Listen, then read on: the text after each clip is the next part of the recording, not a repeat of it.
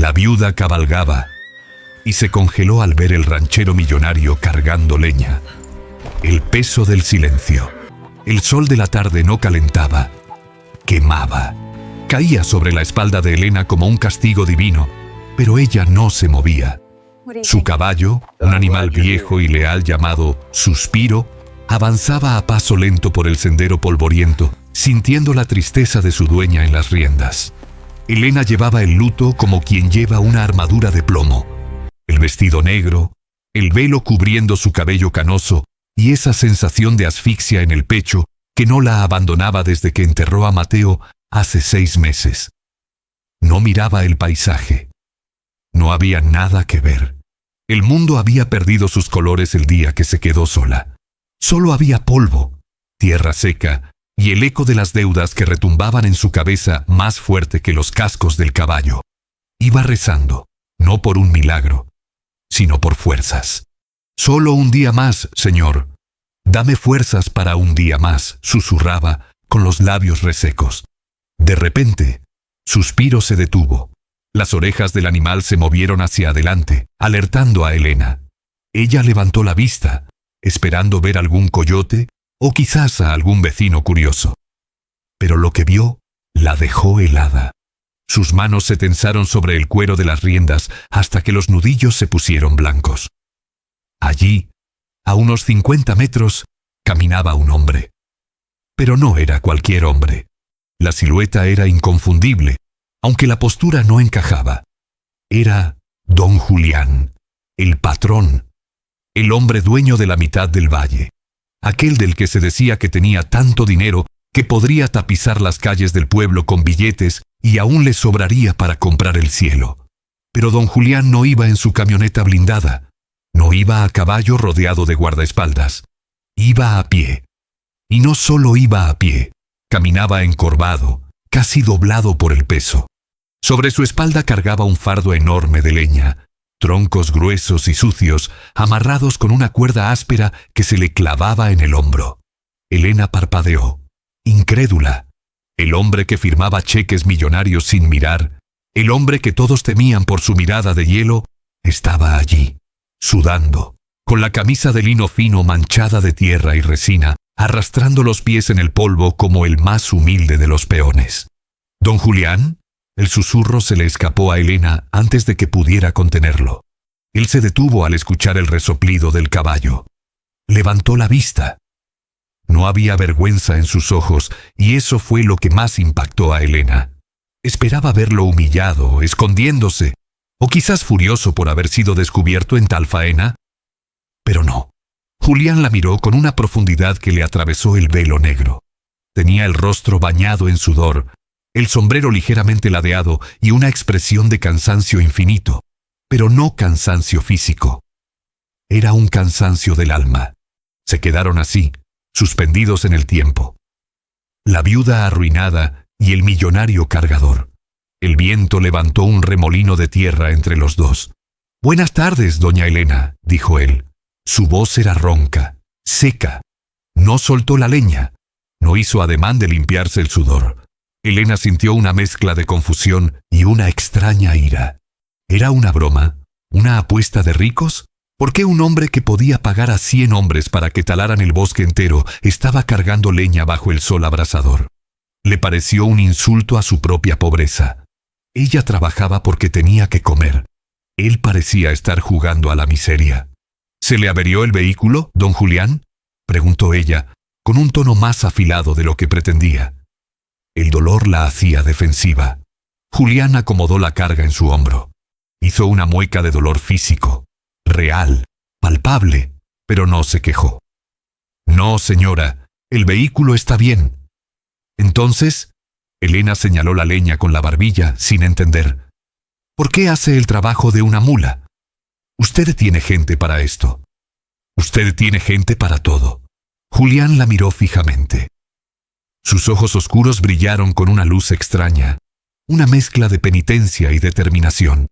Dio un paso hacia ella, acortando la distancia, y Elena pudo ver las astillas clavadas en las manos del millonario, manos que ella imaginaba suaves y cuidadas, ahora rojas y maltratadas.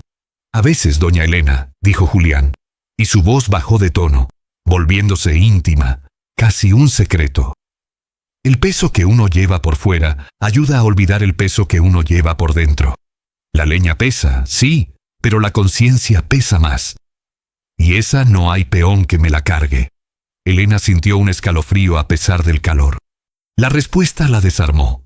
No hubo arrogancia ni burla, solo una verdad cruda. El hombre rico estaba sufriendo y por un segundo la viuda olvidó sus deudas. Pero la realidad volvió a golpearla. Recordó su casa vacía, las amenazas del banco, la soledad de su cama. «Tenga cuidado con la espalda, don Julián», dijo ella, endureciendo su corazón de nuevo. No podía permitirse sentir lástima por el hombre más poderoso de la región mientras su propia vida se desmoronaba. «Nasimere, los pobres estamos acostumbrados a la carga. Ustedes se rompen más fácil», Julián asintió, aceptando el golpe verbal con humildad. «Que Dios la acompañe, Elena». Él retomó su camino, paso a paso, hacia la cabaña de la vieja Matilde, la anciana más pobre del sector. Elena lo vio alejarse. Vio cómo las piernas le temblaban por el esfuerzo. Vio cómo la leña le raspaba el cuello. Y sintió una punzada en el pecho. ¿Qué clase de demonios perseguían a ese hombre para que buscara redención, rompiéndose la espalda por una anciana que no era nada suyo? Sacudió la cabeza, espantando la curiosidad. Tenía sus propios demonios esperándola en casa. Taloneó suavemente a suspiro y el caballo reanudó la marcha. Pero la imagen de Julián, el millonario sucio y sudoroso, se le quedó grabada en la retina. No sabía que ese encuentro, ese simple cruce de miradas en el camino polvoriento, era el principio del fin de su vida, tal como la conocía. La humillación. El camino de regreso a la ranchería se hizo eterno. El sol comenzaba a bajar, tiñendo el cielo de un naranja violento, como una herida abierta. Elena sentía una opresión en el estómago, ese sexto sentido que tienen las mujeres cuando la desgracia está a punto de tocar a la puerta. O en su caso, derribarla. A medida que se acercaba a su propiedad, notó algo extraño. El silencio habitual del atardecer, ese momento sagrado donde los pájaros se recogen, estaba roto. Se escuchaban golpes, secos, brutales, madera contra tierra, risas, voces masculinas que no pertenecían a la paz de su hogar. Elena espoleó a suspiro, obligando al viejo caballo a galopar. El corazón le latía en la garganta. Al cruzar la última curva del sendero, la escena que se desplegó ante sus ojos la hizo detenerse en seco, casi cayendo de la silla por el impacto. No era un embargo, era una profanación. En el patio de tierra, frente a la casa que ella y Mateo habían construido con sus propias manos ladrillo a ladrillo, había una montaña de escombros. Pero no eran basura, eran su vida. Vio su mecedora, esa donde acunó a la hija que perdieron al nacer, volando por el aire y estrellándose contra el suelo, partiéndose en dos. Vio los libros de Mateo, esos viejos volúmenes de agricultura que él leía cada noche con sus gafas remendadas, esparcidos por la tierra, pisoteados por botas sucias. ¡Alto! ¡Deténganse!, gritó Elena, con una voz que nació de las entrañas. Bajó del caballo sin esperar a que se detuviera por completo, tropezando con su vestido negro, corriendo hacia el caos. En medio del desastre estaba Rogelio, el capataz. Un hombre con cara de comadreja y alma de buitre que había trabajado para los terratenientes vecinos y siempre había mirado las tierras de Elena con codicia. Vestía su chaleco de cuero apretado y tenía un cigarro barato colgando de la boca. Al ver a Elena, sonrió. No fue una sonrisa de saludo, fue una mueca de triunfo sádico. «Vaya, vaya, llegó la reina de la nada», dijo Rogelio, soltando una carcajada que fue secundada por dos peones que sacaban un colchón a rastras de la casa. «¿Qué demonios cree que está haciendo?». Elena se plantó frente a él. Era una mujer pequeña, envejecida por el dolor, pero en ese momento parecía gigante. Su dignidad era lo único que le quedaba y la blandía como una espada. «Esta es mi casa. Salgan de aquí inmediatamente». Rogelio dio una calada larga al cigarro y echó el humo directamente a la cara de Elena.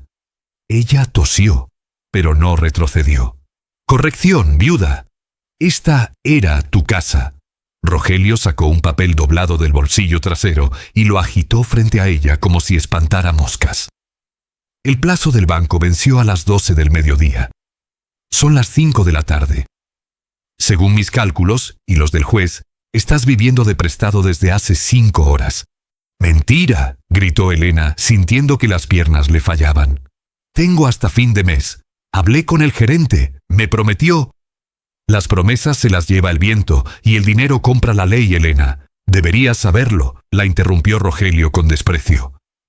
«El banco vendió tu deuda. Y adivina quién la compró. Mi patrón. Y mi patrón quiere esta tierra limpia para mañana. Sin casas viejas, sin cercas podridas y sin viudas lloronas». Elena miró hacia la casa. Uno de los hombres salía cargando el cuadro de la boda, la única foto donde Mateo sonreía joven y lleno de vida. El hombre tropezó y el cuadro cayó de cara contra una piedra. El vidrio estalló. El sonido de ese cristal rompiéndose fue más doloroso para Elena que si le hubieran roto un hueso. «¡No!», corrió hacia el cuadro, cayendo de rodillas en la tierra para recogerlo. Sus manos temblaban mientras quitaba los pedazos de vidrio del rostro de su esposo. Se cortó un dedo. Una gota de sangre roja y viva cayó sobre la foto en blanco y negro, manchando el traje de novio de Mateo. Rogelio se acercó y la miró desde arriba, proyectando su sombra sobre ella. «Das pena, Elena. Mírate, abrazada a un vidrio roto. Eso es todo lo que eres ahora. Escombros. Tenga un poco de respeto». «Por la memoria de un muerto», sollozó ella sin levantar la cabeza, acunando el cuadro contra su pecho. «¿Respeto?». Rogelio escupió en el suelo, cerca de las manos de ella. «El respeto se gana con dinero o con fuerza. Tú no tienes ninguno. Una mujer sola no sirve para la tierra. La tierra necesita mano dura, no lágrimas. Deberías agradecerme. Te estamos haciendo un favor». Se agachó invadiendo su espacio personal y susurró con veneno. «Hay un asilo en el pueblo vecino, el de las monjas de la caridad. Ahí es donde van las viejas que no tienen quien las quiera. Ahí te van a dar sopa caliente y una cama estrecha para que esperes la muerte sin estorbar a la gente de progreso». Elena levantó la vista. Sus ojos, enrojecidos por el llanto, ahora ardían con una llama de furia pura. «Usted es un animal, Rogelio. Un animal sin alma».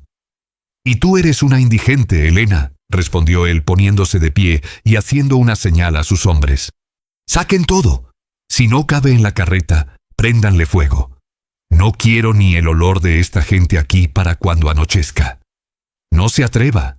Elena intentó levantarse, pero la angustia física la mantenía pegada al suelo. Sentía que el corazón le iba a estallar. Todo su mundo, cada recuerdo, cada esfuerzo de 40 años estaba siendo tratado como basura. Un hombre salió con su caja de costura, esa que había pertenecido a su madre, y la volcó en el suelo. Los hilos, botones y agujas se perdieron en la tierra. Otro pateó la mesa de la cocina. El ruido era ensordecedor. Era el sonido de una vida siendo desmantelada. Elena cerró los ojos y gritó hacia el cielo, un grito desgarrador, primario. «¡Mateo! ¿Por qué me dejaste sola? Míralos, mira lo que hacen». Rogelio se rió. Una risa seca, cruel. «Grita todo lo que quieras. Los muertos no oyen. Y Dios no viene a ranchos quebrados, mujer. Estás sola. Acéptalo. Vete antes de que tenga que sacarte a la fuerza como a un perro sarnoso». Elena sintió que algo se rompía definitivamente dentro de ella. La humillación era total. Estaba de rodillas, sangrando, rodeada de sus tesoros convertidos en basura, frente a un hombre que disfrutaba de su dolor. La impotencia era un sabor amargo en la boca. Deseó morir allí mismo. Deseó que la tierra se abriera y se la tragara para no tener que ver la sonrisa triunfal de Rogelio ni un segundo más. Pero entonces, entre el ruido de la destrucción, escuchó algo. No fue un grito, No fue un golpe. Fue el sonido de unos pasos. Pesados, lentos, firmes. Alguien caminaba hacia ellos desde el camino. Alguien cuya presencia cambió la densidad del aire. Rogelio dejó de reír. Los peones dejaron de tirar cosas. El silencio cayó de golpe, solo interrumpido por la respiración agitada de Elena. Ella giró la cabeza, con las lágrimas nublándole la vista. En la entrada del patio, recortado contra el sol poniente, estaba él. Ya no llevaba la leña, pero seguía sucio, seguía sudado, y su mirada era más oscura que la noche que se avecinaba. Don Julián había llegado, y no parecía un hombre que viniera a rezar. El juicio equivocado. El polvo levantado por la destrucción flotaba en el aire como una niebla dorada y asfixiante, atrapando la luz moribunda del atardecer. Julián avanzó 3 pasos dentro del patio. Sus botas, cubiertas de barro seco, pisaron la tierra que había sido barrida con esmero por Elena esa misma mañana. No dijo nada. Su presencia era una montaña inamovible, una sombra alargada que cortaba el caos en 2. Elena, aún de rodillas y con las manos manchadas por la sangre de su propio corte, lo miró. En ese instante, algo hizo clic en su mente quebrada. Rogelio había dicho: «Mi patrón compró tu deuda». Y ahora, como un buitre que llega cuando la presa deja de moverse, aparecía don Julián. El hombre más rico. El hombre que todo lo compraba. Una risa histérica, casi un vómito de dolor, brotó de la garganta de Elena.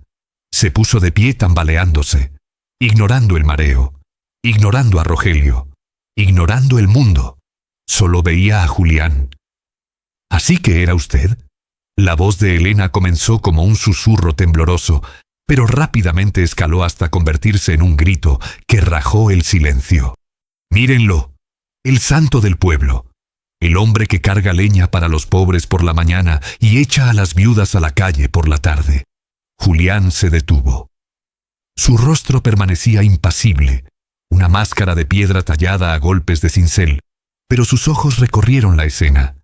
Los muebles rotos, la ropa esparcida, el cuadro con el cristal destrozado en el suelo. Un músculo en su mandíbula se tensó, el único signo de la tormenta que ocurría dentro de él. «Elena», intentó decir él con esa voz profunda y grave. «No diga mi nombre», lo interrumpió ella, dando un paso hacia él, señalándolo con su dedo ensangrentado. «No se atreva a ensuciar mi nombre con su boca llena de dinero». Elena sentía que la sangre le hervía. La imagen de Julián cargando leña en el bosque, que horas antes le había provocado curiosidad y hasta respeto, ahora le parecía la burla más cruel del universo. «¿Disfruta esto, don Julián?», continuó ella, acercándose más, invadiendo el espacio del hombre intocable. «¿Le divierte jugar a ser humilde? ¿Se disfraza de peón para expiar sus pecados y luego viene aquí a ver cómo sus perros de presa destrozan la vida de una vieja?» Julián no retrocedió. Aceptó la furia de ella como quien acepta la lluvia.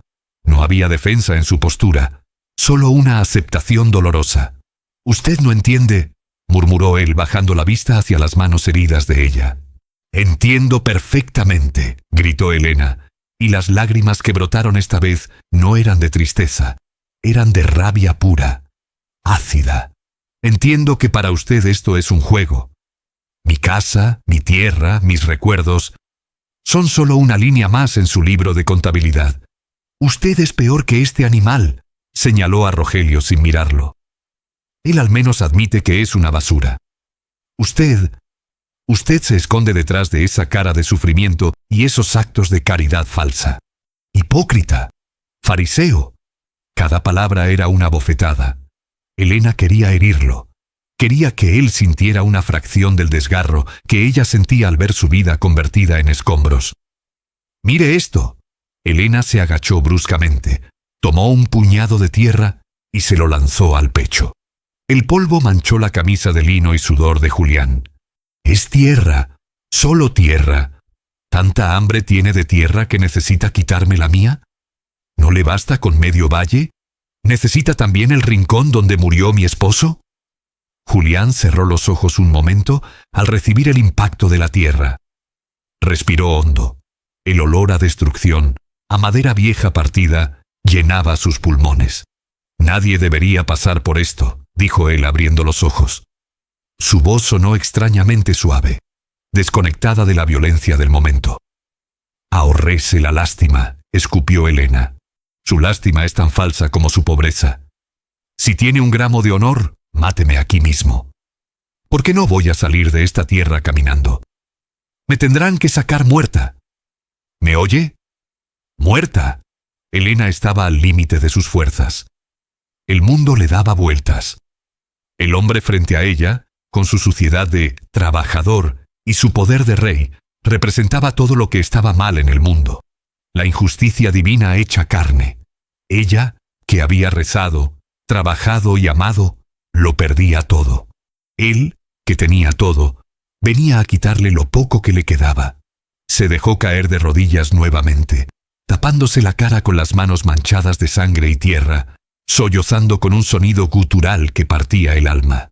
Julián la miró desde arriba, inmóvil, como un gigante encadenado por una promesa que aún no podía revelar. La hiena y el león Rogelio había observado la escena con una mezcla de diversión y confusión. Estaba apoyado contra el marco de la puerta que acababa de arrancar, masticando su cigarro apagado. Al principio, la aparición de don Julián lo había inquietado. Todos en la región conocían la leyenda. Julián no perdonaba. Julián no hablaba dos veces. Julián era la ley, pero el hombre que tenía delante no parecía la leyenda. Rogelio entrecerró los ojos, escaneando al millonario. Julián estaba sucio. Olía a sudor rancio y a resina de pino. Tenía astillas en las manos y tierra en la camisa. No había guardaespaldas. No había chofer. No había brillo. Parecía un loco que había vagado por el monte durante días. La confianza de Rogelio, alimentada por la crueldad y la ignorancia, se infló. El león está viejo, pensó. O se ha vuelto loco. Además, Rogelio tenía el papel, el documento del banco. La ley estaba de su lado, y en ese momento, con la adrenalina de la violencia corriendo por sus venas, se sentía intocable. ¡Bravo!, aplaudió Rogelio, rompiendo el momento íntimo de dolor entre la viuda y el millonario. Su aplauso sonó hueco, grotesco. ¡Qué escena tan conmovedora! La loca y el vagabundo. Deberían cobrar entrada. Rogelio se separó del marco de la puerta y caminó hacia ellos, arrastrando las botas con arrogancia. Se detuvo a 1 metro de Julián, midiéndolo. Aunque Julián era más alto, Rogelio se sentía gigante. ¿Se le perdió algo, don Julián?, preguntó Rogelio con un tono burlón, soltando el humo imaginario de su ego. Porque si vino a buscar limosna, llegó tarde. Aquí ya no queda nada. Lo hemos tirado todo. Julián apartó la vista de Elena, que sollozaba en el suelo, y la fijó lentamente en Rogelio. Fue un movimiento mecánico, lento, como el cañón de un tanque girando hacia su objetivo. Sus ojos, antes llenos de una tristeza infinita al mirar a la mujer, ahora estaban vacíos, negros, pozos sin fondo. «Te conozco», dijo Julián. No fue una pregunta, fue una sentencia. «Claro que me conoce», Rogelio se rió echando la cabeza hacia atrás. «Fui a pedirle trabajo hace 2 años, ¿se acuerda? Me echó de su hacienda porque dijo que yo tenía mano pesada con los animales. Me llamó sádico». Rogelio escupió cerca de las botas de Julián. «Pues mire ahora quién tiene el control. Usted anda jugando a cargar leña como un idiota, y yo estoy aquí, ejecutando órdenes, limpiando el valle de la basura». ¿Basura? La voz de Julián bajó 1 octava. El aire alrededor de ellos pareció enfriarse de golpe, a pesar del calor de la tarde. «Sí, basura», Rogelio señaló a Elena con desdén. «Gente que no paga. Gente que estorba. El progreso no espera a las viudas lloronas, don Julián. Usted debería saberlo, con todos sus millones. Aunque viéndolo así, parece que los millones se le acabaron. ¿Qué pasó? ¿El banco también se lo comió a usted?» Los peones de Rogelio soltaron risitas nerviosas al fondo. Insultar a don Julián era un deporte peligroso, pero ver a su jefe tan confiado les daba valor. Esta mujer, dijo Julián, ignorando los insultos hacia su persona y señalando suavemente a Elena sin tocarla, tiene más dignidad en una lágrima que tú en toda tu miserable existencia. La sonrisa de Rogelio se borró. La ira le subió al rostro. Odiaba que lo miraran así, como si fuera un insecto. «Cuidado con la boca, viejo», gruñó Rogelio dando un paso agresivo hacia Julián. «Aquí no está en su mansión. Aquí mando yo. Tengo la orden de desalojo, y si usted estorba, lo sacaré igual que a ella». Rogelio, en un acto de bravuconería estúpida, se giró hacia Elena, que intentaba levantarse. «¡Y tú! ¡Levántate ya!», gritó, y le propinó un empujón brutal con la bota en el hombro de Elena. Elena gritó al caer de nuevo contra la tierra dura.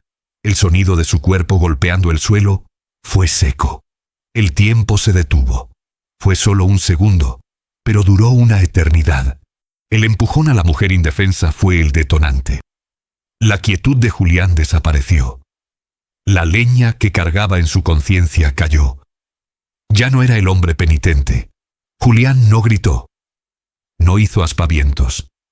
Simplemente su mano derecha, esa mano grande, callosa y manchada de resina, se disparó con la velocidad de una serpiente. Agarró a Rogelio por la solapa de su chaleco de cuero. El sonido de la tela tensándose fue el único aviso. Con una fuerza que parecía sobrenatural, nacida de una furia contenida durante años, Julián levantó a Rogelio del suelo. Lo levantó hasta que las botas del capataz quedaron colgando en el aire, pataleando inútilmente. Rogelio abrió los ojos con terror absoluto. La arrogancia se evaporó al instante. Se dio cuenta, demasiado tarde, de que no estaba frente a un viejo rico y cansado. Estaba frente a un hombre que domaba caballos salvajes con la mirada. Julián lo acercó a su rostro. Podía oler el miedo del capataz. «Te dije que tenías mano pesada con los animales», susurró Julián, y su voz era el gruñido de un león antes de morder. «Pero acabas de tocar a una dama. ¿Y eso? Eso es un error que vas a lamentar cada vez que intentes respirar». Rogelio intentó golpear a Julián, pero el millonario ni se inmutó. Apretó el puño en el pecho de Rogelio, cortándole el aire. «¿Crees que tienes el poder porque tienes un papel?», preguntó Julián, y sus ojos brillaron con un fuego frío. «Tú no sabes nada del poder. El poder no es destruir casas, muchacho. El poder es saber quién es el dueño del suelo que estás pisando». Julián giró la cabeza hacia los peones, que se habían quedado paralizados, con los muebles a medio cargar. «¡Suelten eso!», ordenó Julián. No gritó, pero la orden resonó en todo el valle como un trueno. Los peones soltaron los muebles inmediatamente. El miedo a don Julián.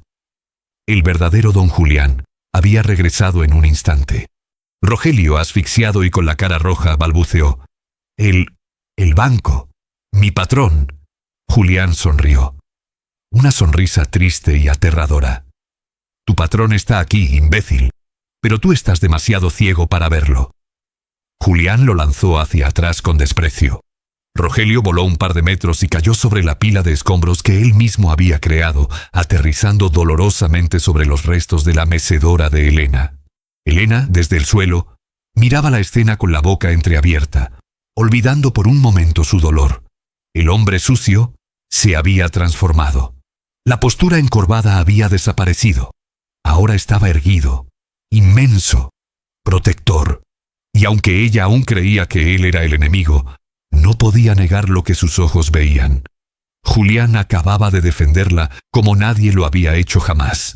El sol terminó de ocultarse, y las primeras sombras de la noche cayeron sobre el rancho, pero la tensión eléctrica en el aire apenas comenzaba. La guerra había sido declarada, pero los bandos acababan de cambiar de una manera que nadie, ni siquiera Elena, podía comprender todavía. La revelación, el twist. Rogelio intentó incorporarse sobre la montaña de escombros, tosiendo polvo y maldiciones. Le dolía la espalda donde había golpeado contra la madera rota, pero le dolía más el orgullo. No podía permitir que sus hombres lo vieran humillado por un viejo loco, sin importar quién hubiera sido ese hombre en el pasado. Su mente, nublada por la ira y la avaricia, se aferraba a la única arma que le quedaba: la burocracia. «Estás acabado, Julián», gritó Rogelio con la voz quebrada, escupiendo sangre de un labio partido. «Acabas de agredir a un ejecutor legal. Esto es cárcel. Tengo la orden del juez. Tengo el respaldo del banco». Rogelio metió la mano en su bolsillo, buscando frenéticamente su teléfono móvil. «Voy a llamar a la policía. Voy a hacer que te pudras en una celda junto con esta vieja bruja». Nadie toca a Rogelio Méndez. Nadie. Los peones, indecisos, miraban de un lado a otro. El instinto les decía que huyeran, pero el miedo a perder su paga los mantenía clavados al suelo. Julián no se movió. No corrió a quitarle el teléfono. No mostró pánico. Simplemente se limpió las manos en su pantalón sucio, quitándose la resina y la tierra con una calma que resultaba mucho más aterradora que cualquier grito. Elena, aún en el suelo, miró a Julián con terror. «Váyase, don Julián», sollozó ella, tirando débilmente de la basta de su pantalón. «Por favor, váyase. No se arruine por mí. Ya me quitaron todo. No deje que le quiten su libertad también. Este hombre es una víbora. Tiene contactos». Julián bajó la vista hacia ella. Por primera vez en esa tarde violenta, sus ojos se suavizaron. Fue solo un segundo, un destello de compasión infinita antes de volver a convertirse en hielo al mirar a Rogelio. «Déjalo que llame, Elena», dijo Julián con voz firme. «Que llame al juez. Que llame al gobernador si quiere. Me gustaría ver sus caras cuando les explique por qué está intentando desalojar una propiedad que ya no le pertenece al banco». Rogelio se detuvo con el teléfono en la oreja. El tono de llamada sonaba en el silencio tenso del atardecer. «¿De qué estás hablando, viejo senil?», gruñó Rogelio. «El banco vendió la deuda esta mañana. A un consorcio anónimo. Y mi instrucción es limpiar el terreno». «Tu instrucción está caducada». Julián metió la mano dentro de su vieja chaqueta de cuero. El movimiento fue lento, deliberado. Rogelio se tensó esperando un arma. Los peones retrocedieron un paso, pero lo que Julián sacó no fue una pistola. Fue un sobre grueso, de papel manila, doblado por la mitad y manchado de sudor por haber estado pegado a su pecho mientras cargaba leña todo el día. Con un movimiento seco de la muñeca, Julián lanzó el sobre. El papel voló por el aire, girando, y cayó a los pies de Rogelio, sobre los restos de la vida de Elena. «¡Ábrelo!», ordenó Julián. Rogelio miró el sobre, luego a Julián, y finalmente se agachó con desconfianza. Lo rasgó con dedos torpes. Sacó un documento oficial, con sellos azules y firmas frescas. Sus ojos recorrieron las líneas rápidamente, saltando de un párrafo a otro. El color abandonó el rostro de Rogelio. Sus manos empezaron a temblar, haciendo crujir el papel. La arrogancia se desinfló como un globo pinchado, dejando solo un vacío de pánico puro. «No, no puede ser», susurró Rogelio. «Lee la fecha y la hora, Rogelio». «Léelo en voz alta», exigió Julián, su voz resonando con autoridad absoluta. Rogelio tragó saliva. Su garganta estaba seca. «Escritura de traspaso de propiedad y cancelación total de hipoteca. A favor del nuevo propietario. Fecha. Hoy. Hora. 8:00 a.m. Elena levantó la cabeza, confundida. El mundo le daba vueltas. ¿Cancelación? ¿Nuevo propietario? ¿Quién?, preguntó Rogelio con un hilo de voz, levantando la vista hacia el millonario sucio. «Lee el nombre del comprador, imbécil», dijo Julián dando un paso adelante, haciendo crujir la grava bajo sus botas. Rogelio bajó la vista al papel de nuevo. «Comprador, Julián Santander». El silencio que siguió fue absoluto. Ni los grillos se atrevían a cantar. «Exacto», dijo Julián, y su voz era fría como el acero. «Yo compré la deuda, Rogelio. Yo soy ese consorcio anónimo. Yo soy el dueño de esta tierra, de esta casa, de esas cercas y de cada grano de polvo que has pisado con tus botas sucias». Elena ahogó un grito. Se llevó las manos a la boca. La revelación la golpeó con la fuerza de un tren. Julián no era un espectador. Julián era el dueño. Julián se acercó a Rogelio hasta quedar a centímetros de su cara, proyectando su sombra sobre el capataz acobardado. Lo que significa, continuó Julián bajando la voz a un susurro peligroso, que acabas de entrar ilegalmente en mi propiedad. Has destruido mis bienes, has agredido a mi invitada y has intentado quemar mi inversión. Julián le arrancó el papel de las manos a Rogelio y lo guardó con cuidado. No vine a burlarme, Elena, dijo sin dejar de mirar a Rogelio a los ojos. Vine a asegurarme de que nadie te tocara. Sabía que este buitre intentaría algo sucio antes de recibir la notificación oficial. Por eso estuve aquí todo el día, vigilando desde el borde del camino, disfrazado de lo único que un hombre como él ignora. Un trabajador pobre. Rogelio retrocedió tropezando con sus propios pies. El miedo en sus ojos era total. Sabía lo que significaba meterse con Julián Santander. No era solo perder el trabajo, era perderlo todo. En ese valle, Julián era Dios.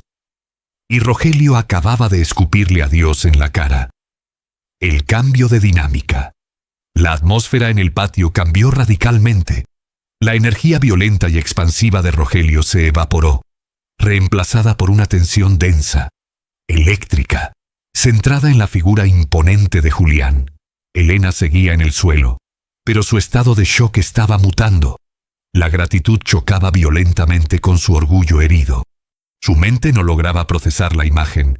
El hombre que ella había insultado minutos antes, llamándolo hipócrita y fariseo, acababa de salvarle la vida con un solo papel. Pero, ¿a qué precio? Rogelio, ahora pálido y sudoroso, intentó forzar una sonrisa conciliadora que parecía más una mueca de dolor. Se limpió la sangre del labio con el dorso de la mano. Don Julián, patrón, tartamudeó levantando las manos en señal de rendición. Usted sabe cómo son estas cosas. Hubo un error de comunicación. La oficina no me avisó. Yo solo seguía el protocolo. Usted sabe que yo respeto la propiedad privada más que nadie. ¿Respeto? Julián soltó una risa breve y seca, sin humor. Tiraste los recuerdos de una vida al barro. Pateaste a una mujer indefensa. ¿A eso le llamas protocolo? Estaba alterado. Ella se puso difícil. Rogelio señaló a Elena, intentando culparla, buscando complicidad masculina con Julián.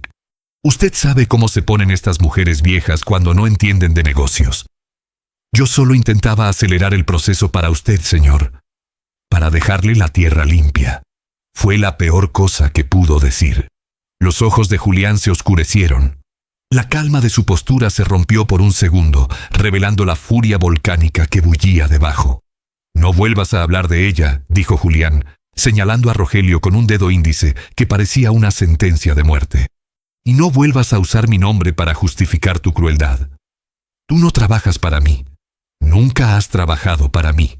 Y me voy a asegurar de que no trabajes para nadie en 100 kilómetros a la redonda. Rogelio abrió la boca para suplicar, pero la mirada de Julián lo calló. ¡Lárgate! El grito de Julián fue repentino, explosivo, rompiendo el aire. Toma a tus perros y lárgate de mi tierra antes de que olvide que soy un caballero y decida enseñarte lo que hacemos en el rancho con las alimañas. Rogelio no necesitó que se lo dijeran 2 veces. Hizo una señal frenética a sus peones. ¡Vámonos! ¡Rápido!, chilló corriendo hacia su camioneta como una rata huyendo de un incendio. Los peones soltaron lo que tenían en las manos y corrieron tras él. En menos de 1 minuto, el motor rugió y el vehículo salió disparado, levantando una nube de polvo mientras desaparecía por el camino, dejando atrás el silencio y la destrucción. El silencio que quedó fue pesado, incómodo. Elena y Julián estaban solos ahora. El sol ya se había ocultado por completo, y la luz azulada del crepúsculo bañaba el patio destrozado, dándole un aspecto fantasmal. Elena se apoyó en una viga caída y se puso de pie con dificultad. Le dolía todo el cuerpo, pero le dolía más el alma.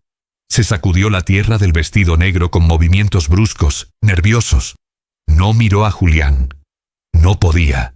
La vergüenza le quemaba las mejillas. ¿Por qué?, preguntó ella finalmente, con la voz ronca, mirando hacia el horizonte oscuro donde había desaparecido Rogelio. Julián se quitó el sombrero.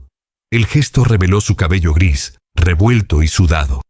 Suspiró, y en ese suspiro parecía salir todo el peso del día. ¿Por qué qué, Elena? ¿Por qué lo hizo así? Elena se giró hacia él, y sus ojos brillaban con lágrimas de indignación. Compró mi deuda. Es el dueño de mi casa. Podría haber venido en su coche de lujo, con sus abogados, a decirme que me permitía quedarme. Pero no. Tuvo que disfrazarse. Tuvo que esconderse en los matorrales. Tuvo que dejar que yo lo viera cargando leña como un mendigo y que lo insultara. ¿Por qué? ¿Para reírse de mí? ¿Para probar mi caridad? La acusación flotaba en el aire. Elena se sentía expuesta, vulnerable. Sentía que ahora le debía la vida a un extraño. Y eso era una carga insoportable para una mujer que siempre se había valido por sí misma. Julián dio un paso hacia ella, pero se detuvo al ver que ella retrocedía instintivamente. No fue una prueba, Elena. Y ciertamente no fue una burla, dijo él con suavidad. Lo hice anónimo porque conozco tu orgullo. Sabía que si yo venía y te ofrecía dinero, me escupirías en la cara. Sabía que preferirías morir de hambre antes que aceptar la limosna de el ranchero millonario. Elena apretó los labios. Sabía que él tenía razón, y eso la enfurecía aún más. Entonces, ¿cuál era el plan?, cuestionó ella. ¿Ser el salvador secreto? El plan era que nunca lo supieras, confesó Julián, y su honestidad desarmó a Elena por un momento. Compré la deuda para que el banco dejara de molestarte. Iba a dejar que pasaran los meses, los años, y tú seguirías aquí, pensando que el banco se había olvidado o que habías tenido suerte. Yo cargaba leña hoy porque quería vigilar. Sabía que Rogelio era el ejecutor asignado y no confiaba en él. Necesitaba estar cerca, pero invisible. Si venía como don Julián, él se habría escondido detrás de las leyes. Si venía como un peón, bueno, la gente no mira a los peones. Los peones somos invisibles. Elena miró las manos de Julián. Estaban rojas, hinchadas, con cortes visibles por la corteza de la leña. Había sangre seca en sus nudillos. Se lastimó las manos. «Por mí», murmuró ella sintiendo que su muro de defensa empezaba a agrietarse. «Las manos sanan, Elena», dijo Julián, mirándose las palmas con indiferencia.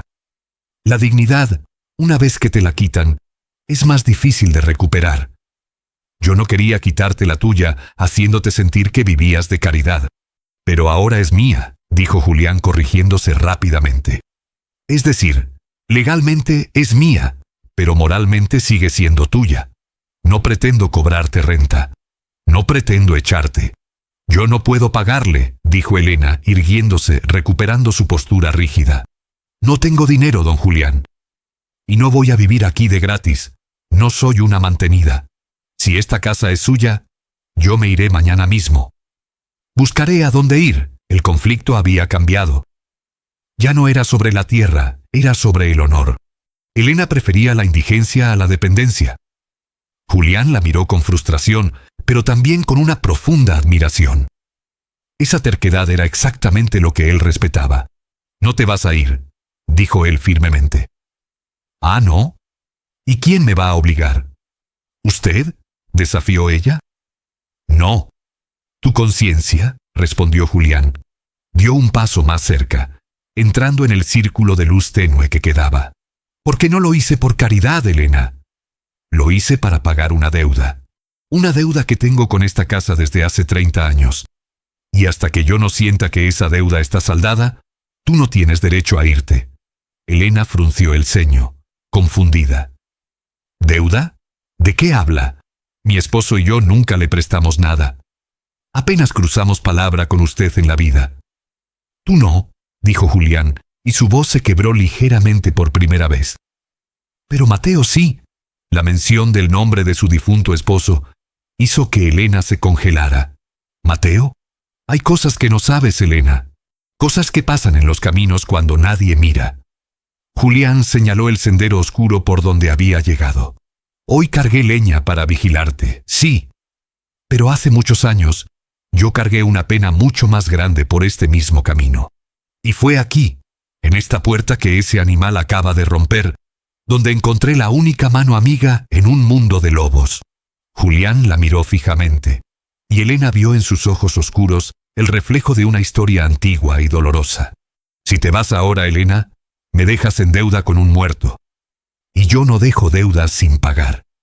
Así que, por favor, deja de pelear conmigo 5 minutos y permíteme explicarte por qué el hombre más rico del valle se siente el ser más pobre frente a ti. Elena sintió que las piernas le fallaban, no por el miedo, sino por la intensidad de la emoción. Se sentó lentamente sobre una caja de madera que había sobrevivido al ataque. Asintió levemente, dándole permiso para hablar. El silencio de la noche los envolvió, y bajo las primeras estrellas, el millonario se preparó para abrir su corazón. La deuda de sangre y agua. La noche había caído por completo sobre el valle, envolviendo las ruinas de la casa en una oscuridad que solo era rota por la luz pálida de la luna y el brillo lejano de las estrellas. El silencio era casi litúrgico, un contraste brutal con el caos de gritos y violencia que había reinado minutos antes. Julián permanecía de pie, con la cabeza baja, mientras Elena lo observaba desde su asiento improvisado en la caja de madera, esperando una explicación que justificara por qué el hombre más poderoso de la región se sentía en deuda con un campesino humilde que ya no estaba en este mundo. Julián caminó unos pasos y se detuvo frente al viejo pozo de agua, ese que estaba en el centro del patio y que Rogelio, milagrosamente, no había destruido. Pasó la mano por el borde de piedra, una caricia llena de nostalgia. 30 años, dijo Julián, rompiendo el silencio con una voz que parecía venir de otra época. Hace 30 años, Elena, yo no era don Julián. No era nadie. Era solo un muchacho con las suelas de las botas agujereadas y el estómago pegado a la espalda del hambre. Elena lo escuchaba atentamente, olvidando por un momento el dolor de su cuerpo golpeado. Nunca había escuchado a nadie hablar del pasado de Julián. Para todos en el pueblo, él siempre había sido el dueño, el patrón, el hombre de piedra. Vine caminando desde la frontera, continuó él girándose para mirarla. Buscaba trabajo. Toqué en la hacienda Los Álamos, me echaron los perros. Toqué en el rancho de los García. Me dijeron que no querían vagabundos. Llevaba 2 días sin comer y, lo peor, sin beber agua bajo este sol del demonio. Julián hizo una pausa, tragando saliva, como si el recuerdo de esa sed antigua le secara la garganta en el presente. Llegué a este camino. Me desmayé justo ahí, en la entrada, donde hoy dejé la leña. Pensé que me iba a morir, Elena. Y te juro que en ese momento, morir me parecía un alivio. Elena miró hacia la entrada del rancho. Podía imaginar la escena. ¿Cuántos hombres habían pasado por ahí pidiendo ayuda? ¿Y cuántos habían seguido de largo? Entonces, los ojos de Julián brillaron en la oscuridad. Sentí una sombra sobre mí. Abrí los ojos esperando ver a un capataz con un látigo o a alguien gritándome que me largara. Pero vi a Mateo. Elena sintió una punzada en el pecho al oír el nombre. Él no me preguntó quién era. No me preguntó de dónde venía ni si iba a robarle. Me levantó. Él solo, con esa fuerza bruta que tenía, me cargó hasta este pozo. Sacó un cubo de agua fresca. Y no me la tiró encima, como se hace con los animales. Me dio de beber con un cucharón sosteniéndome la cabeza como si yo fuera su hermano. Julián se acercó a Elena, y ella pudo ver que el hombre de hierro estaba temblando ligeramente.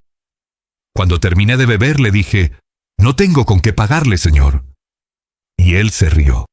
Ya sabes cómo se reía Mateo, con esa risa que hacía temblar las ventanas. Me miró a los ojos, me puso una mano en el hombro y me dijo, «Nadie es tan pobre para no poder recibir agua, muchacho. Y nadie es tan rico para no necesitarla algún día. Hoy por ti, mañana por mí». Elena se cubrió la boca con la mano para ahogar un sollozo. Esas eran palabras de Mateo. Podía escucharlo diciéndolas. Era su filosofía, su forma de entender la vida, tan simple y tan pura que contrastaba con la crueldad del mundo moderno. Me dio un pedazo de pan y queso, siguió Julián. y me dejó dormir en el granero esa noche. A la mañana siguiente me fui. Nunca volví. La vida me llevó por otros caminos. Hice dinero. Me endurecí. Me convertí en el don Julián que todos temen. Pero nunca, ni un solo día en estos 30 años, olvidé el sabor de esa agua. Julián se arrodilló frente a Elena, quedando a su altura. Ya no había barreras entre ellos. No había millones ni tierras de por medio. Solo dos seres humanos compartiendo una verdad. Ese día, Mateo no salvó mi cuerpo, Elena. Salvó mi fe en la humanidad. Me enseñó que la dignidad no se compra. Cuando supe que él había muerto, sentí que una parte de mi historia se borraba. Y cuando supe que el banco iba a quitarte esto, que iban a destruir el lugar donde un hombre bueno me salvó la vida, sentí que si lo permitía, yo sería peor que los que me echaron los perros hace 30 años. Elena lloraba abiertamente ahora, pero no eran lágrimas de desesperación como las de la tarde. Eran lágrimas de sanación. Sentía que Mateo estaba allí, en medio de ellos, tejiendo los hilos invisibles que habían llevado a este momento. No es caridad, Elena, susurró Julián con una intensidad feroz. Es justicia. Mateo me dio vida cuando yo no tenía nada. Devolverle su casa a la mujer que él amaba es lo mínimo que puedo hacer para poder mirarme al espejo cada mañana. No me pidas que me vaya. No me quites la oportunidad de pagar la única deuda que realmente me importa. Elena lo miró a los ojos. Vio el cansancio, la suciedad, la sinceridad brutal. Vio al muchacho sediento dentro del hombre poderoso. Y su orgullo, ese muro de piedra que había levantado para protegerse, se desmoronó. Era un hombre bueno, dijo ella con voz quebrada. El mejor de todos. El mejor, confirmó Julián. Elena extendió su mano. Esa mano envejecida por el trabajo y cortada por los vidrios rotos, y tocó suavemente el hombro de Julián, justo donde él había cargado la leña todo el día. Gracias, Julián, dijo ella. Fue la primera vez que lo llamó por su nombre. Sin el don. Él cerró los ojos, recibiendo el agradecimiento como una absolución. El peso de la leña había desaparecido. El peso de la conciencia comenzaba a aligerarse. La reconstrucción. Manos a la obra. El momento de conexión emocional quedó suspendido en el aire unos segundos más, hasta que la realidad fría de la noche los trajo de vuelta. Elena se estremeció. El aire se estaba poniendo helado y el patio seguía siendo un campo de batalla. Muebles volcados, ropa sucia de tierra, vidrios rotos. Era un desastre que reflejaba la violencia de Rogelio. Julián se puso de pie. El momento de la confesión había pasado. Ahora volvía el hombre de acción. Pero ya no era el patrón distante. Era un aliado. No podemos dejar esto así, dijo él mirando alrededor con el ceño fruncido. Va a llover pronto. Puedo olerlo en el viento. Si no metemos tus cosas, lo que no rompió Rogelio lo pudrirá el agua. Elena se levantó, secándose las lágrimas con determinación. El dolor en sus huesos persistía, pero una nueva energía la invadía. No estaba sola. Esa simple verdad le devolvía las fuerzas. Tengo que meter el colchón, dijo ella, mirando el colchón matrimonial arrastrado por la tierra. Y la cómoda. Pero pesa demasiado. Para eso estoy yo, dijo Julián. Él se quitó la chaqueta de cuero vieja que llevaba, revelando una camisa empapada de sudor y tierra. Se arremangó hasta los codos. No sacó el teléfono para llamar a sus peones. No contrató a una cuadrilla de limpieza. Se agachó, agarró el extremo del colchón pesado y sucio y miró a Elena.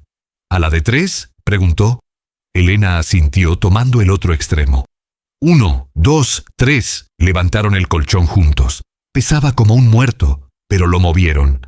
Caminaron coordinados, paso a paso, devolviendo la cama a la habitación principal. La casa estaba fría y oscura. Rogelio había cortado la luz al arrancar el medidor, pero no importaba. Durante la siguiente hora, el millonario y la viuda trabajaron sin descanso. No hablaron mucho. No hacían falta palabras. El sonido de su trabajo era el nuevo diálogo. El arrastrar de la madera, el crujido de los muebles al ser enderezados, el sonido de la escoba de ramas que Elena usaba para barrer los vidrios. Julián levantó la mesa de la cocina, él solo, gruñendo por el esfuerzo, y le puso una piedra bajo la pata coja que Rogelio había terminado de romper. Elena recogió los libros de Mateo, limpiando el polvo de cada portada con el dobladillo de su vestido antes de colocarlos en la estantería. En un momento, Julián intentó levantar el armario ropero. Se le resbaló de las manos sudorosas y se golpeó el dedo contra la pared.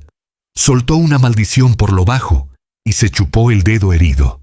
Elena, que estaba doblando ropa al otro lado de la habitación, se detuvo. Buscó en la oscuridad hasta encontrar una botella de alcohol y un trapo limpio que se había salvado del desastre. «Déjeme ver», dijo ella, acercándose a él. Julián intentó esconder la mano. «No es nada». «Déjeme ver, he dicho», ordenó ella con esa autoridad maternal que tienen las mujeres de campo. Julián le tendió la mano. Elena vio los cortes de la leña, las ampollas reventadas y el nuevo golpe en el dedo. Eran manos destrozadas. Manos de trabajador. Con cuidado infinito, Elena limpió las heridas con el alcohol. Julián siseó de dolor, pero no apartó la mano. «Tiene manos de pianista, don Julián», bromeó ella suavemente, intentando aligerar el ambiente. «Pero las usa como si fueran martillos». «Nunca aprendí a tocar el piano», respondió él mirándola curarle con una fascinación absoluta. «Siempre estuve demasiado ocupado construyendo cercas para que nadie entrara, o para que nadie saliera». Elena le vendó el dedo con una tira de tela. «Bueno, ahora use esas manos para sostener la lámpara de aceite. Encontré una en la alacena. Necesitamos luz». Encendieron la vieja lámpara de queroseno. La luz cálida y dorada llenó la cocina, creando sombras largas en las paredes desnudas. La casa seguía siendo un desastre, pero ya no parecía una ruina. Parecía un hogar herido que estaba empezando a cicatrizar. Se sentaron en el suelo de la cocina, agotados, con la espalda apoyada en la pared. Julián estaba irreconocible, sucio, despeinado, con vendajes improvisados. Elena tenía el vestido negro grisáceo por el polvo y el cabello suelto y revuelto. Elena se levantó con un quejido, fue hacia la alacena y sacó una botella de aguardiente que Mateo guardaba para ocasiones especiales y 2 vasitos de barro. «No tengo agua fresca del pozo ahora mismo», dijo ella sirviendo el líquido ámbar, «pero esto le quitará el frío y el dolor de espalda». Le tendió el vaso a Julián. «Por Mateo», brindó ella. Julián tomó el vaso. Sus dedos rozaron los de ella. «Por la dignidad», respondió él. Bebieron de un trago. El líquido quemó al bajar, pero calentó el estómago. Julián miró alrededor de la cocina humilde. Había estado en palacios, en hoteles de 5 estrellas, en mansiones de mármol. Pero nunca, en 30 años, se había sentido tan en paz como en esa cocina de piso de tierra, bebiendo aguardiente barato con una mujer que acababa de perderlo todo, y que, sin embargo, le estaba curando las heridas a él. «Mañana», dijo Julián dejando el vaso en el suelo, «vendré con herramientas de verdad. Arreglaremos el techo del establo, y esa cerca necesita madera nueva». «No tengo con qué pagarle los materiales», recordó Elena, su orgullo asomando tímidamente de nuevo. «Lo sé», dijo Julián mirándola fijamente. «Por eso vas a cocinar. Dicen en el pueblo que haces el mejor guiso de cordero del valle. Ese será mi pago. Mano de obra por comida. Trato justo». Elena lo miró, buscando algún rastro de lástima en su oferta. No encontró ninguno. Solo vio a un hombre que buscaba una excusa para volver, para no estar solo en su mansión vacía.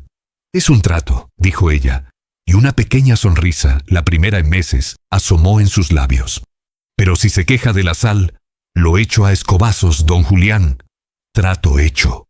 Afuera, un trueno lejano anunció la lluvia que Julián había predicho. Pero adentro, bajo la luz de la lámpara de aceite, la tormenta ya había pasado. La transformación había comenzado.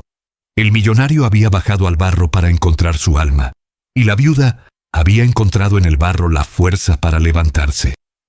Ya no eran víctima y salvador. Eran compañeros de trinchera. La lección de humildad. La mañana siguiente llegó con un cielo limpio. lavado por la tormenta de la noche anterior. El sol despuntaba sobre las colinas, iluminando el valle con una luz cruda y reveladora. En el rancho de Elena, los daños eran visibles.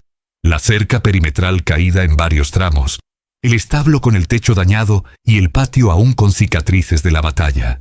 Elena despertó con el cuerpo adolorido, pero con una extraña sensación de propósito que no sentía desde hacía meses. Se vistió rápidamente. No se puso el vestido de luto riguroso que usaba para ir al pueblo o para sentarse a llorar. Se puso su ropa de faena, una falda gruesa de mezclilla desgastada, una camisa de algodón remendada y botas de trabajo. Salió al porche con una taza de café negro en las manos. Esperaba encontrar el silencio habitual, esa soledad que se le pegaba a la piel. Pero no hubo silencio. Hubo el sonido rítmico de un martillo golpeando madera. ¡Tac! ¡Tac! ¡Tac! Elena bajó los escalones, siguiendo el sonido hasta la parte trasera del establo. Allí estaba él. Don Julián había vuelto. No había mandado a una cuadrilla de obreros con uniformes brillantes. Estaba él solo. Había cambiado su camisa de lino del día anterior por una camisa de franela a cuadros, vieja y descolorida, y llevaba un cinturón de herramientas de cuero gastado colgado a la cintura. Estaba subido en una escalera inestable, intentando clavar una viga del techo que el viento y el abandono habían soltado. Elena se quedó observándolo un momento. El hombre más rico del estado, el ranchero de hierro, estaba luchando con un clavo torcido, mascullando maldiciones por lo bajo mientras el sol de la mañana le pegaba en la nuca. Se le veía torpe, no por falta de fuerza, sino por falta de práctica. Sus movimientos eran rígidos, acostumbrados a firmar papeles, no a enderezar vigas. «Ese clavo no va a entrar si lo insulta, don Julián», dijo Elena, anunciando su presencia. Julián se sobresaltó. El martillo resbaló de su mano y cayó al suelo con un golpe sordo, levantando polvo. Él miró hacia abajo, avergonzado como un niño atrapado en una travesura. «Buenos días, Elena», dijo él bajando de la escalera con cuidado. «Pensé que dormirías más. Quería tener esto listo antes de que despertaras». «En esta casa nos levantamos con el sol», respondió ella caminando hacia donde había caído el martillo. Lo recogió. Pesaba. Era una herramienta vieja, de mango de madera, probablemente sacada del fondo de algún almacén olvidado de su mansión.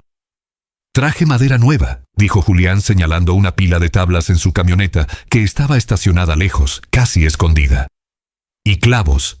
Y tejas. Veo que trajo todo, menos la técnica», dijo Elena, pero no había burla en su voz, solo una franqueza rural. Estaba golpeando el nudo de la madera. Ahí nunca entra el clavo. Romperá la tabla antes de fijarla. Julián se limpió el sudor de la frente con el antebrazo. «Hace mucho que no hago esto», admitió mirando sus manos. «Mis capataces dicen que soy mejor dando órdenes que ejecutándolas. Quizás tengan razón. Quizás solo estoy estorbando aquí también». Hizo un ademán de quitarse el cinturón de herramientas, una sombra de derrota cruzando su rostro. La inseguridad del hombre poderoso ante una tarea simple era palpable. Se sentía inútil en el mundo real de Elena. «No se quite eso», dijo Elena, dando un paso hacia él. Ella extendió la mano y le ajustó el cinturón, que le quedaba un poco suelto. Fue un gesto íntimo, práctico. «Nadie nace sabiendo, Julián. Y nadie arregla un techo solo. Usted tiene la altura y la fuerza. Yo tengo la maña. ¿Le parece un buen trato?» Julián la miró, sorprendido por la oferta de colaboración. Esperaba que ella le dijera que se apartara, o que se sentara a mirar mientras él trabajaba para ella. Pero Elena no quería un sirviente, ni un salvador. Quería un igual. «¿Me vas a enseñar?», preguntó él. «Le voy a enseñar», afirmó ella. Elena dejó su taza de café en un poste. Llevó las manos a su cabeza y, con un movimiento decidido, se desató el velo negro que le cubría el cabello parcialmente. Lo dobló con cuidado y lo guardó en su bolsillo. Julián observó el gesto con fascinación. Era la primera vez que veía su cabello completo, gris y largo, atado en una trenza gruesa que caía sobre su espalda. Al quitarse el velo, Elena parecía haber rejuvenecido 10 años. Parecía más fuerte, más viva. El luto se lleva en el corazón, no en la cabeza, dijo ella al notar la mirada de él. Y ese trapo estorba para trabajar. Suba a la escalera, don Julián. Tenemos un techo que arreglar. Durante las siguientes 3 horas, el rancho fue testigo de una danza extraña y hermosa. Julián subía las tablas. Elena le indicaba dónde colocarlas. Más a la izquierda. Ahí no, que está podrido. Ahora. Julián obedecía sin rechistar. Él, que estaba acostumbrado a que nadie le levantara la voz, encontraba un extraño placer en seguir las instrucciones precisas de esa mujer pequeña y firme. Aprendió a sentir la madera, a buscar la veta, a golpear con ritmo y no solo con fuerza. Hubo un momento en que una viga pesada amenazó con caerse. Julián la sostuvo con el hombro, haciendo una mueca de dolor, mientras Elena subía ágilmente por el otro lado de la escalera para asegurarla con un perno. Sus rostros quedaron a centímetros el uno del otro, separados solo por la madera áspera. Podían olerse mutuamente. Él olía a aserrín y esfuerzo honesto. Ella olía a café y a jabón de lavanda. «No la suelte», susurró Elena, apretando la tuerca con una llave inglesa. «Nunca», gruñó él apretando los dientes, sosteniendo el peso del mundo sobre su hombro para que ella pudiera trabajar segura. Cuando terminaron, el sol estaba en lo alto. El techo del establo ya no tenía agujeros. No era un trabajo de arquitecto, era un trabajo de remiendo. Rústico y fuerte, hecho a 4 manos. Bajaron de las escaleras, cubiertos de polvo y astillas. Julián se miró las manos. Tenía una nueva ampolla en el pulgar y un rasguño en la mejilla. Pero sonreía. Una sonrisa real, ancha, que le llegaba a los ojos. «Lo hicimos», dijo, mirando el techo con más orgullo del que había sentido al inaugurar su último hotel de lujo. «Lo hicimos», asintió Elena. Fue hasta el grifo del patio y abrió el agua. Se lavó la cara y luego le hizo señas a él. «Venga, quítese esa suciedad. El guiso de cordero no espera». Julián se acercó. Elena le echó agua en las manos y luego en la nuca. El agua fría fue un alivio bendito. Él cerró los ojos dejándose cuidar, entendiendo finalmente la lección. La verdadera humildad no era rebajarse a cargar leña para que los demás lo vieran.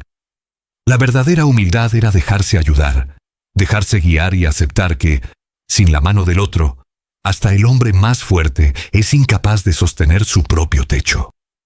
La conexión emocional. La cocina olía a romero, ajo y carne cocida a fuego lento. Se sentaron a la pequeña mesa redonda, esa que Julián había enderezado la noche anterior. Ya no había distancia entre ellos. Comían del mismo pan, partiéndolo con las manos, y compartían una jarra de agua fresca. Julián comía con un apetito voraz. El trabajo físico le había despertado un hambre que los banquetes de negocios nunca lograban saciar. «¿Está bueno?», preguntó Elena, aunque sabía la respuesta. «Es lo mejor que he probado en años», respondió Julián limpiando el plato con un trozo de pan. «Mi cocinera se graduó en París, hace unos platos diminutos con nombres que no puedo pronunciar. Pero esto sabe a hogar». Elena sonrió con tristeza, jugando con su cuchara. Mateo decía que el secreto es la paciencia. La carne dura se ablanda si le das tiempo y cariño. Igual que las personas. Julián dejó el pan en la mesa. La mención de Mateo ya no era una barrera, sino un puente. «Elena», dijo él, su voz volviéndose seria, «tengo una casa con 20 habitaciones, 12 baños, 3 salones y un comedor donde caben 30 personas. Suena impresionante», dijo ella sin impresionarse. «Suena vacío», corrigió él. «Cada mañana me levanto y mis pasos hacen eco en el pasillo. Desayuno solo, leyendo el periódico para no tener que mirar la silla vacía frente a mí. Tengo empleados, sí, pero me tienen miedo o solo quieren su cheque. No tengo a nadie a quien decirle buenos días. Y que me responda porque realmente le importa cómo amanecí». Miró alrededor de la pequeña cocina de Elena. A las paredes descascaradas, a las cortinas remendadas, al fuego bajo de la estufa. «Tú tienes una habitación, Elena. Pero esta casa está llena. Está llena de recuerdos, de vida, de amor. Aunque Mateo no esté, Él sigue aquí. En los libros, en la cerca, en tu guiso. Tú eres rica, mujer. Yo soy el mendigo que vive en un palacio de oro. Elena levantó la vista y lo miró profundamente. Vio la verdad desnuda en sus ojos. La soledad de Julián era un pozo oscuro y frío, mucho más terrible que su propia pobreza material. La soledad es un mal compañero, Julián, dijo ella suavemente. Se mete en los huesos como la humedad. Perdí a mi esposa hace 15 años, confesó Julián. Era algo de lo que nunca hablaba. Murió en una clínica privada en Suiza, rodeada de los mejores médicos. Yo estaba cerrando un trato en Tokio. Llegué tarde. Cuando entré a la habitación ya se había ido. Murió rodeada de lujo. Pero murió sola. Y yo me quedé con el dinero del trato y sin la mujer que amaba. Se le quebró la voz. Elena estiró la mano sobre la mesa y cubrió la de él. Su mano áspera y cálida sobre la mano fina y temblorosa del millonario. No se castigue por el pasado. El pasado es humo. No se puede atrapar. Pero el presente sí, dijo Julián girando la mano para entrelazar sus dedos con los de ella. Y mi presente es gris, Elena. Hasta ayer. Ayer cuando cargué esa leña y tú me gritaste. Sentí algo. Sentí vergüenza, sí, pero también sentí que estaba vivo. Que por fin estaba haciendo algo real. Se quedaron en silencio, con las manos unidas sobre el mantel de hule. No era un gesto romántico de película. Era un anclaje. Dos náufragos encontrándose en medio del océano. Vamos a caminar, dijo Elena de repente, retirando suavemente su mano y poniéndose de pie. Necesitamos leña para la noche. Y a Suspiro le hace falta que lo cepillen. Salieron al atardecer. El cielo se estaba tiñendo de violeta y oro. Caminaron hacia el linde del bosque, el mismo lugar donde se habían encontrado el día anterior. Pero la escena era completamente diferente. Ayer eran enemigos. Hoy caminaban hombro con hombro. Julián llevaba la cuerda para atar la leña. Elena llevaba el hacha pequeña. Mientras recogían ramas secas, hablaban. No de tragedias, sino de cosas pequeñas. Julián le contó sobre sus caballos de carreras, admitiendo que nunca los montaba. Solo los miraba trotar. Elena le contó sobre sus gallinas, sobre cuál ponía los huevos más grandes y cuál se escapaba siempre al huerto del vecino. Se rieron. Fue una risa tímida al principio, oxidada por la falta de uso, pero que poco a poco se fue soltando. Ver a Julián intentar atrapar una gallina imaginaria mientras contaba una anécdota hizo que Elena soltara una carcajada sonora, limpia. Julián se detuvo al escucharla. La miró como si hubiera visto un milagro. «Deberías reír más, Elena. Te cambia la cara». «No tenía muchos motivos últimamente», respondió ella poniéndose seria pero sin amargura. «Pero hoy ha marido un buen día. A pesar de todo». Julián se agachó para recoger un tronco grueso. Elena se agachó al mismo tiempo para ayudarle. Sus cabezas quedaron cerca de nuevo. «Elena», dijo él sin soltar el tronco. «No quiero que esto sea solo un día. No quiero arreglar el techo y desaparecer». Elena lo miró con cautela. El miedo a la pérdida seguía ahí, latente. «Usted tiene su vida, don Julián. Sus negocios. Su mundo.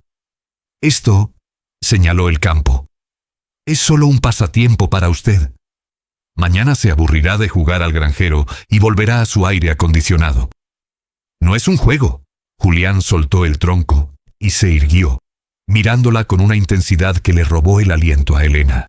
«He pasado 30 años construyendo un imperio que no me abriga por las noches. Te lo digo en serio, Elena. Cambiaría cada centavo de mis cuentas, cada hectárea de mi rancho, por tener a alguien que me ayude a cargar la leña y que me cure las heridas con alcohol barato».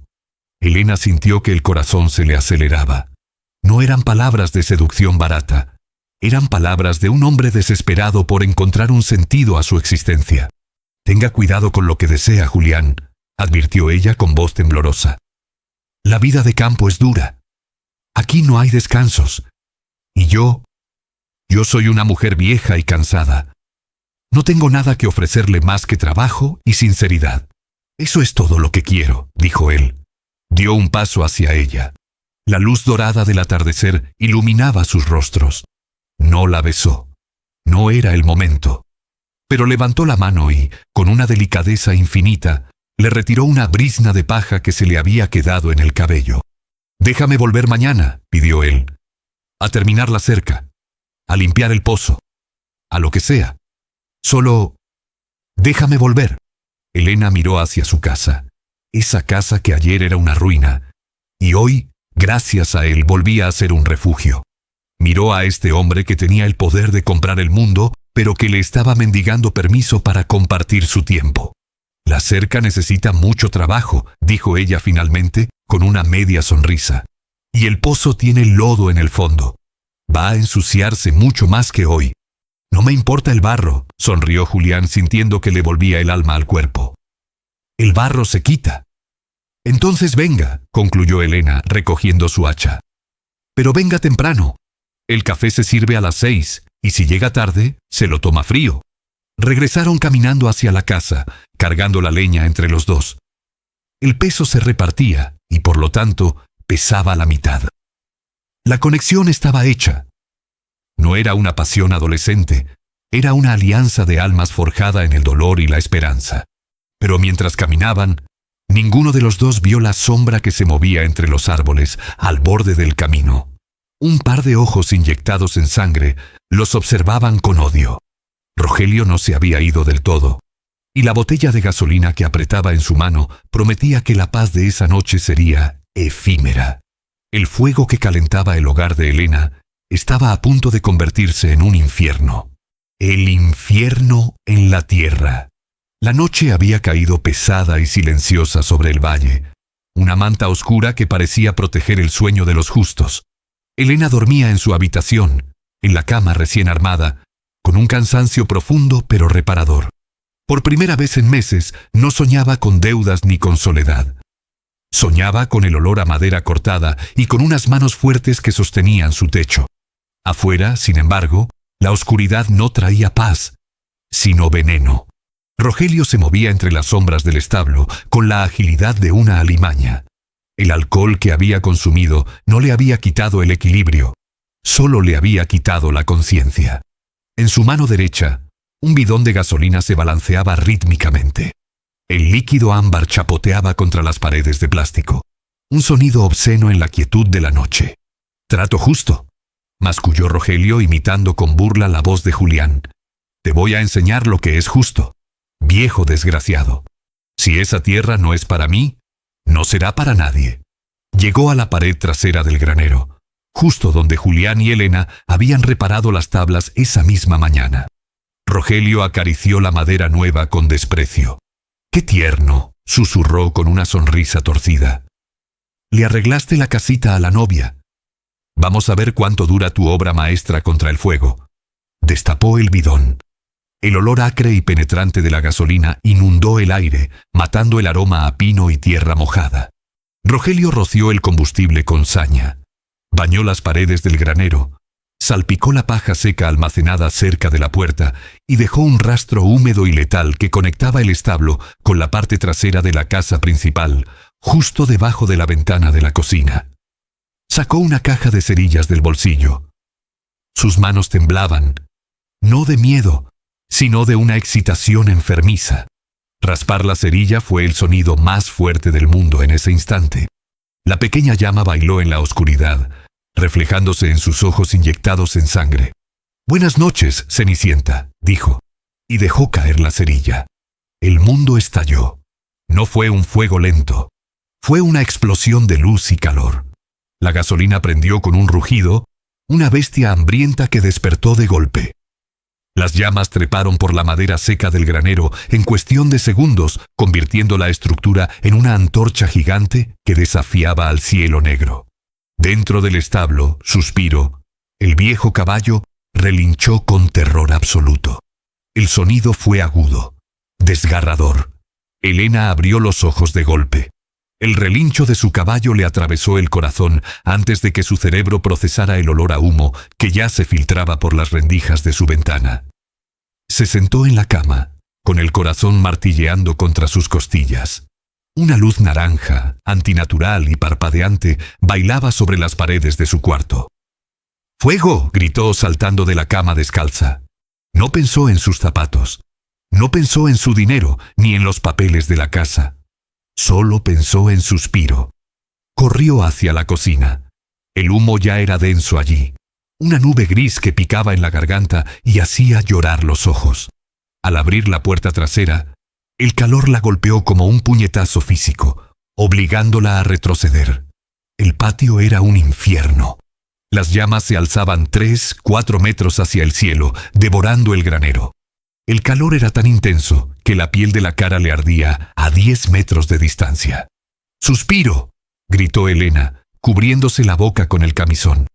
El caballo pateaba las paredes del establo, atrapado. La puerta estaba bloqueada por una viga caída envuelta en fuego. Elena no lo dudó. Corrió hacia el pozo, agarró un cubo de agua que había quedado lleno y se lanzó hacia el fuego. Sabía que era inútil. Sabía que un cubo de agua contra ese monstruo era ridículo, pero la desesperación no entiende de lógica. Lanzó el agua contra las llamas de la entrada. El fuego siseó, burlón, y siguió creciendo. Elena intentó acercarse a la tranca de la puerta, pero el calor era insoportable. Las llamas le chamuscaron las cejas y el pelo. ¡Ayuda! ¡Por favor!, gritó hacia la noche, tosiendo violentamente. Fue entonces cuando vio la silueta. Rogelio estaba parado cerca de la cerca perimetral, iluminado por el resplandor del incendio. No huía. Estaba mirando. Tenía los brazos cruzados y una sonrisa de satisfacción macabra en el rostro. ¡Tú!, gritó Elena con una mezcla de horror y furia. «Abre la puerta. El caballo se va a quemar». Rogelio se encogió de hombros, inmutable. «Que se queme. Así tendrás carne asada para tu fiesta con el millonario».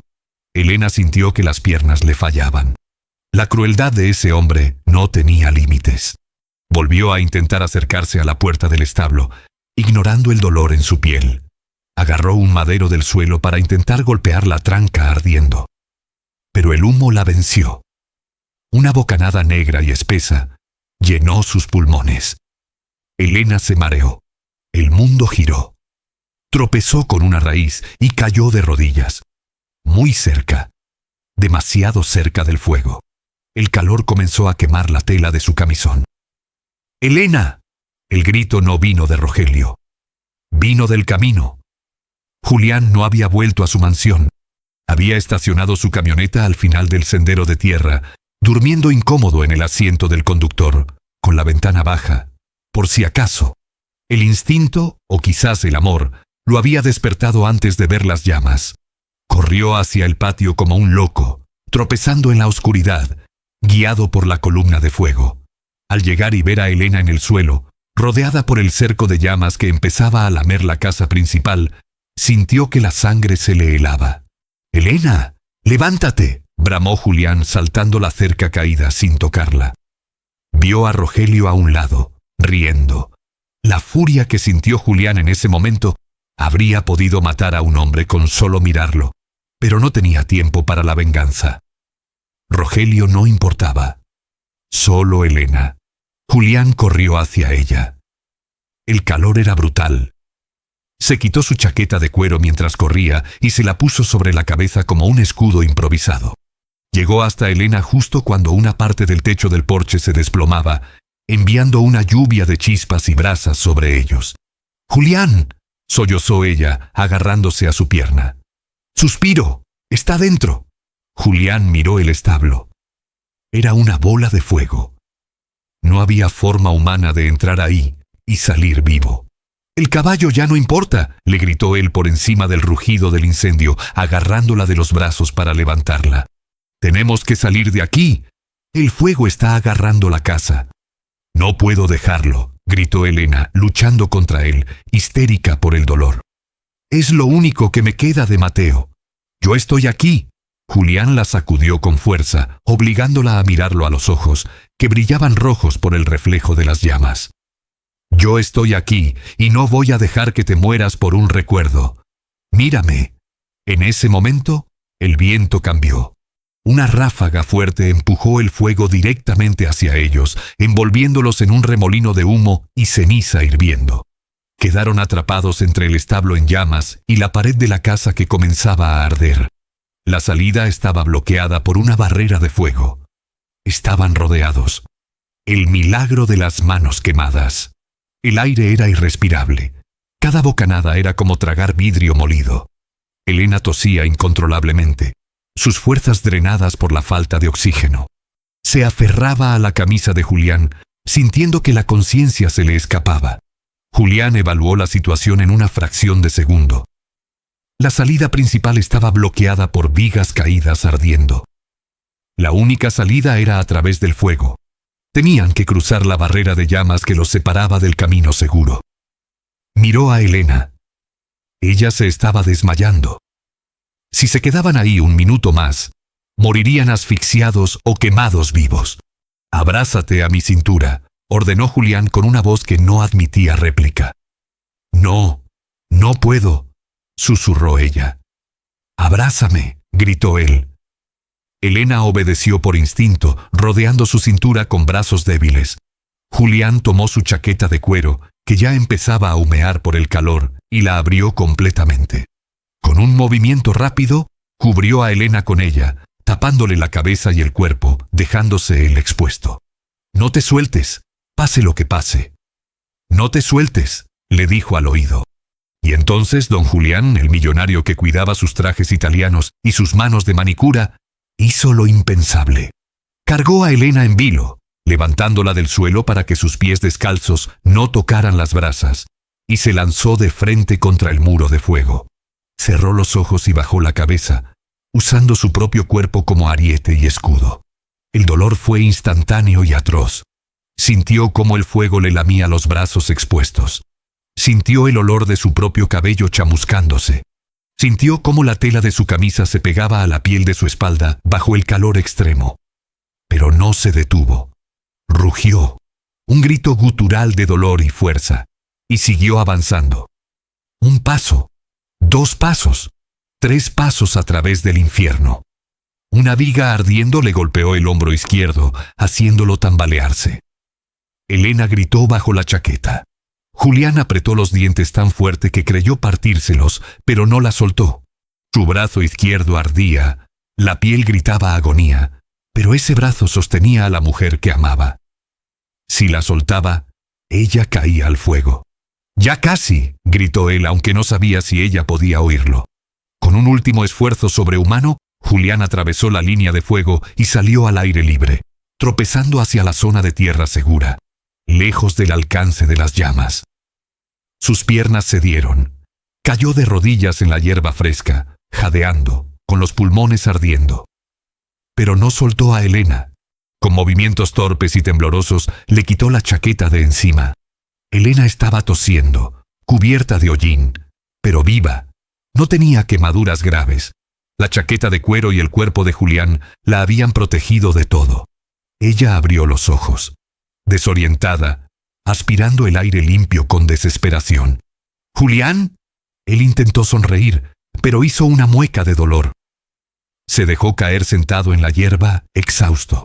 Fue entonces cuando Elena lo vio. A la luz del incendio que consumía su granero, vio los brazos de Julián. La camisa estaba hecha jirones.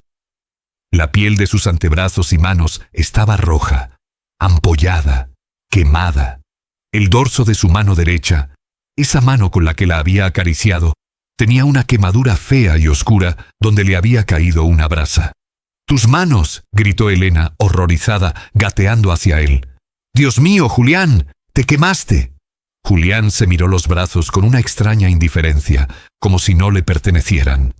El shock y la adrenalina bloqueaban parte del dolor, pero sabía que vendría pronto. «¿Estás bien?», murmuró él con la voz ronca por el humo. «¿Estás bien? Eso es lo único que importa». «Eres un estúpido», lloró ella, tomando sus muñecas con delicadeza, sin atreverse a tocar la piel herida, bañando sus quemaduras con sus lágrimas. «Te lanzaste al fuego.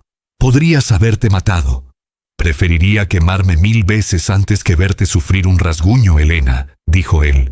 y la verdad de sus palabras golpeó más fuerte que el incendio. En ese momento, unas luces azules y rojas inundaron el camino. ¡Sirenas! Alguien había llamado a la policía y a los bomberos al ver la columna de humo desde la carretera principal. Varios coches patrulla frenaron derrapando en la entrada. Los bomberos saltaron de su camión, corriendo hacia la casa para intentar salvar la estructura principal.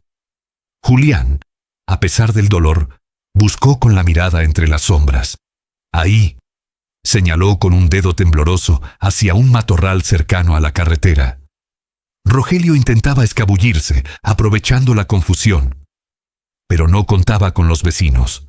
2 hombres del rancho colindante, que habían llegado corriendo con escopetas al ver el fuego, le cortaron el paso.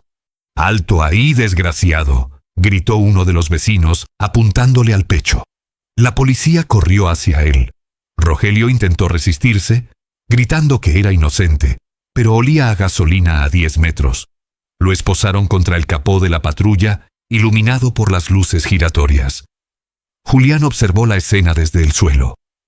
Vio cómo metían a Rogelio en el coche patrulla. Vio el final de la amenaza. Suspiró profundamente y cerró los ojos, dejándose vencer por el dolor que ahora sí empezaba a morder con dientes de acero. «Julián, mírame», le pidió Elena, sosteniendo su cara entre sus manos llenas de hollín. «No te duermas. La ambulancia ya viene». Él abrió los ojos. La miró. Ella estaba sucia, despeinada, con el camisón roto, llorando. Y a él le pareció la mujer más hermosa que había visto en su vida. «Elena», susurró. «Dime, la leña...». Julián intentó reír, pero terminó tosiendo. «Creo que hoy cargué más leña de la cuenta». Elena soltó una risa entre sollozos, besando su frente sudorosa y sucia.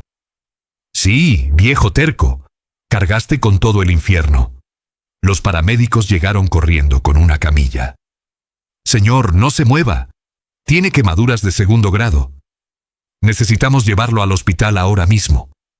Julián se negó a acostarse en la camilla hasta que miró a Elena. «Ella viene conmigo», dijo, con esa autoridad que ni el fuego podía quitarle. «Señor, solo se permite un familiar», empezó el paramédico. «Ella es mi familia», cortó Julián. Su voz no admitía discusión. «Es lo único que tengo. Si ella no sube, yo no voy». Elena asintió al paramédico. Subió a la ambulancia y se sentó a su lado, tomando con cuidado una zona sana de su hombro. Mientras la ambulancia se alejaba, Elena miró por la ventana trasera. Los bomberos estaban controlando el fuego. El establo se había perdido. Sí, pero la casa seguía en pie. El techo que habían arreglado juntos seguía ahí, chamuscado pero firme. Miró a Julián, que apretaba los dientes mientras le ponían una vía intravenosa. «Me salvaste», le dijo ella en voz baja. Julián giró la cabeza hacia ella. Sus ojos estaban vidriosos por el dolor, pero llenos de paz. «No, Elena, tú me salvaste a mí hace 30 años. Yo solo estaba devolviendo el favor». Elena negó con la cabeza, acariciándole el pelo gris y sucio. «Estamos a mano, Julián Santander. Estamos a mano». La sirena de la ambulancia aullaba en la noche, pero dentro, en ese pequeño espacio blanco y estéril, nacía un nuevo futuro. Las quemaduras cicatrizarían, dejando marcas en la piel de Julián. Pero esas cicatrices no serían feas. Serían el mapa de su amor. La prueba irrefutable de que el ranchero millonario tenía un corazón dispuesto a arder por lo que era justo. La resolución final y el renacer. Escena 1. La Sala Blanca. Hospital. 3 días después. El pitido rítmico del monitor cardíaco era el único sonido en la habitación privada. La luz de la tarde entraba filtrada por persianas estériles, nada que ver con la luz cálida del valle. Julián yacía en la cama, con los 2 brazos vendados desde los dedos hasta los codos, momificados en gasa blanca y ungüentos medicinales. Tenía el rostro pálido, y una pequeña venda cubría una quemadura en su mejilla derecha. No estaba dormido. Estaba mirando el techo con una expresión de profunda melancolía. Se sentía inútil. Él El hombre que movía industrias con una firma, ahora no podía ni sostener un vaso de agua.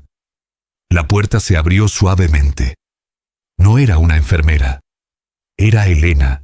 Ya no llevaba el vestido negro cubierto de hollín. Llevaba un vestido sencillo de algodón azul cielo, un color que Julián no le había visto nunca. Su cabello gris estaba limpio, brillante, recogido en una trenza suave. Traía una frescura al cuarto que disipaba el olor a medicina. «¿Sigues despierto?», dijo ella, acercándose a la cama con una sonrisa cansada pero luminosa. «No tengo mucho más que hacer», respondió Julián levantando levemente sus brazos vendados. «Parezco una momia, Elena. Una momia vieja y rica». Elena soltó una risita suave y se sentó en la silla al lado de su cama. La silla que había ocupado durante las últimas 72 horas sin apenas descanso. «Las momias no se quejan tanto de la comida del hospital», bromeó ella, tomando un vaso de agua con popote y acercándolo a los labios de él. «Bebe. La doctora dijo que necesitas hidratarte para que la piel sane». Julián bebió obedientemente, sus ojos fijos en los de ella. Cuando terminó, suspiró y apartó la vista, mirando hacia la ventana. «Elena», su voz se tornó grave. «¿Sí? Mírame. Mira mis manos». Julián hizo un gesto de dolorosa frustración. «El cirujano dijo que quedarán marcas, cicatrices queloides. La piel estará arrugada, roja. Ya no son manos de patrón, son manos de monstruo». Elena dejó el vaso en la mesita. Su expresión cambió, volviéndose ferozmente tierna. Se inclinó sobre la cama, obligándolo a mirarla. «No vuelvas a decir eso», susurró ella. «Nunca. Es la verdad. La gente se va a asustar al verme. Mis socios...» «Tus socios ven números, Julián. Yo veo la verdad». Elena acercó su rostro al de él, rozando su nariz suavemente. «¿Sabes qué veo cuando miro esas vendas? No veo fealdad. Veo el escudo que me salvó la vida.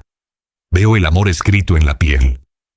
Esas cicatrices son tu mejor firma, mucho más valiosa que la que pones en tus cheques». Julián sintió un nudo en la garganta. La inseguridad, el miedo a ser rechazado por su nueva apariencia, se disolvió ante la certeza absoluta de la mujer que amaba. «¿No te daré vergüenza?», preguntó, vulnerable como un niño. «Me daría vergüenza si tuvieras las manos suaves y el alma negra como antes», respondió ella. «Pero ahora eres el hombre más hermoso del mundo para mí». Se besaron. Fue un beso casto, suave, con sabor a medicina y a promesa eterna. En ese momento, la puerta se abrió de nuevo. Un hombre de traje gris, con maletín de cuero, entró con paso decidido. Era el abogado personal de Julián. Al ver la escena, carraspeó incómodo.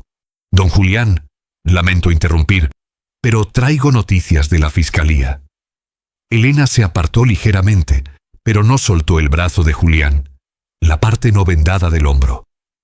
Se quedó allí, como su pilar. «Habla, Martínez», ordenó Julián, recuperando en un segundo su tono de mando. «El juez no ha tenido piedad, señor.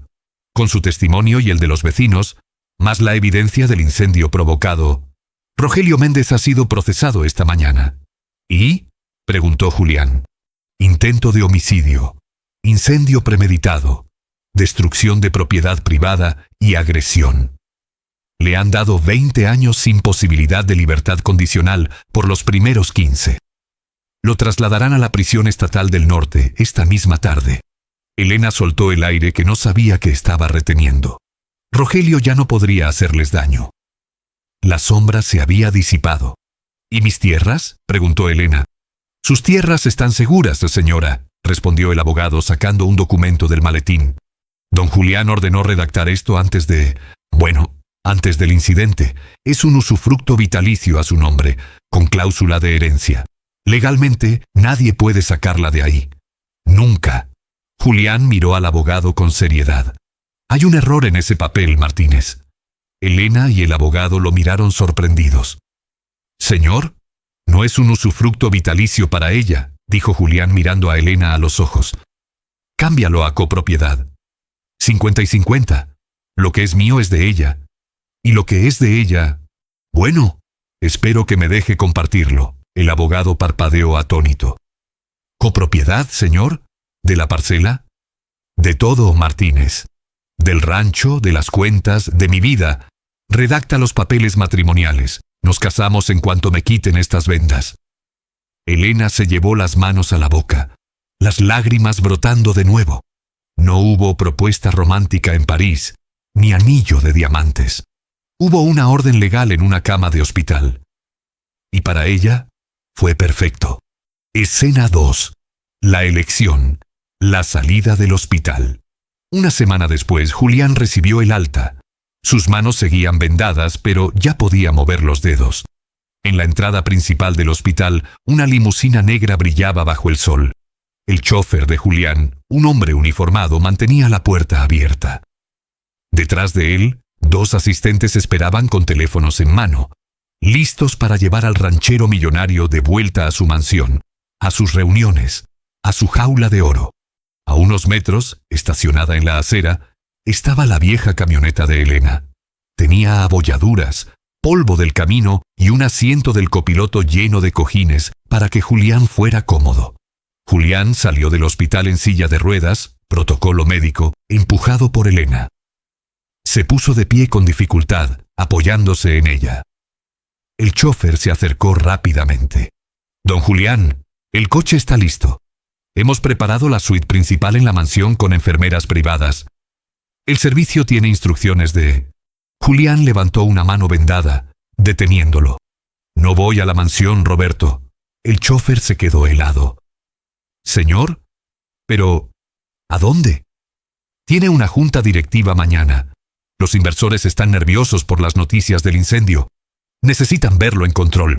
Julián miró la limusina fría y oscura. Luego miró la camioneta vieja y soleada de Elena. «Diles a los inversores que estoy en una reunión indefinida», dijo Julián, y su voz resonó con una libertad nueva. «Diles que estoy ocupado reconstruyendo algo que el dinero no puede comprar». «Pero señor, su ropa, sus cosas...» «Quémalo todo», dijo Julián con una sonrisa irónica. «O dónalo. Ya no me sirve. Solo necesito ropa de trabajo y un buen par de guantes». Se giró hacia Elena, que lo miraba con orgullo infinito. «Vámonos a casa, mujer». Julián ignoró la limusina y caminó hacia la camioneta vieja.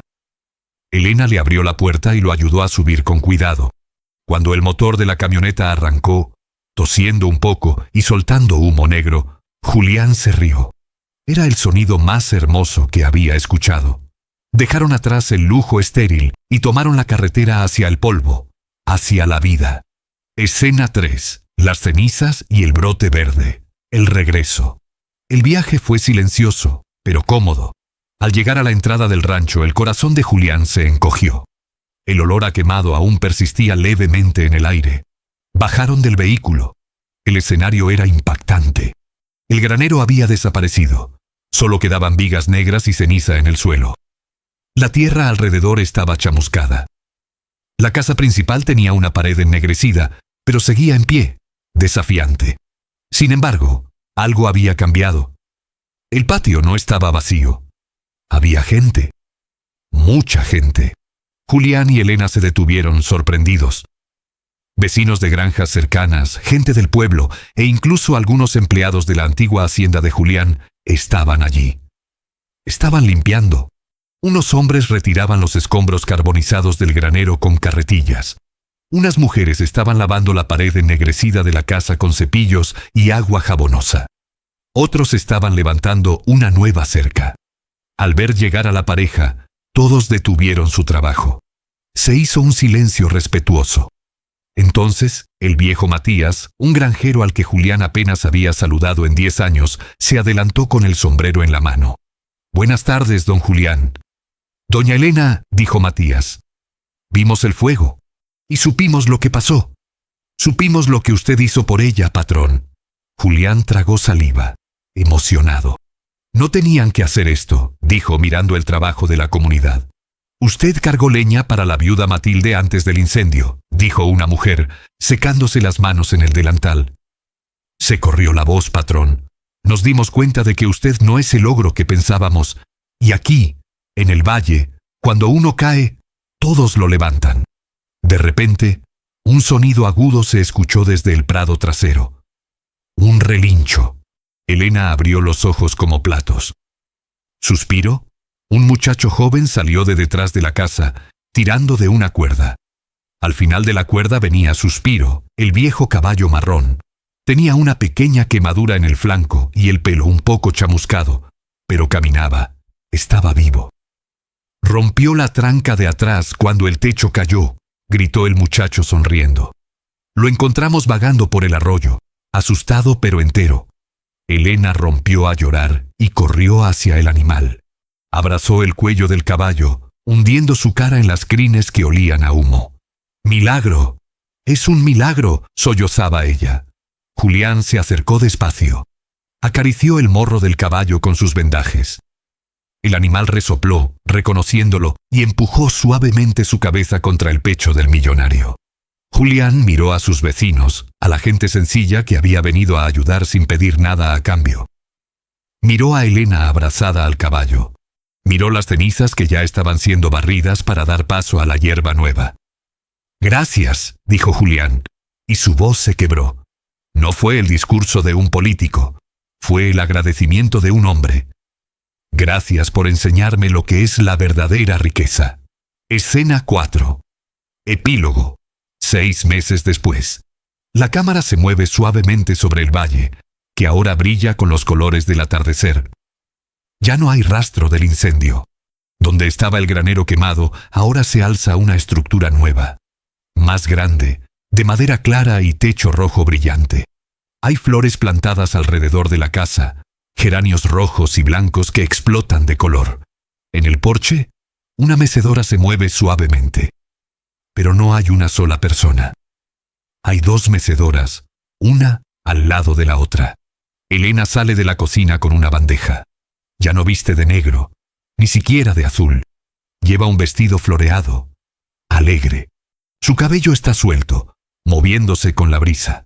Julián está sentado en el porche. Lleva vaqueros, botas de trabajo y una camisa remangada. Sus brazos están expuestos. Las cicatrices son visibles.